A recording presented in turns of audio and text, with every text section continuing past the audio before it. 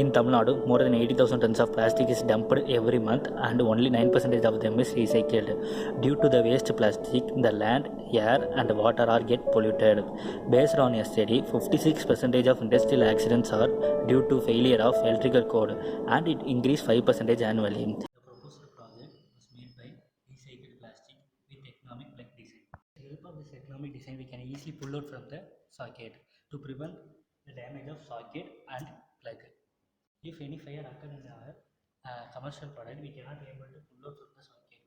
If any fire occurs in our proposal model, we can easily pull out from the plug through this design, economic design. By adding filler material, it will give fire resistive and we will pass UL 94 testing, then we will get ISI certificate.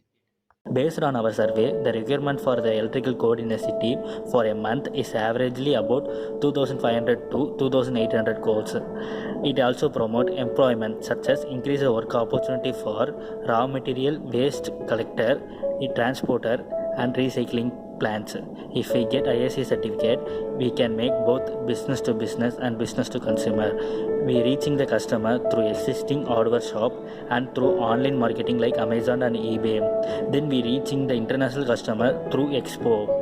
This is our graphical representation of customer at the end of 2025.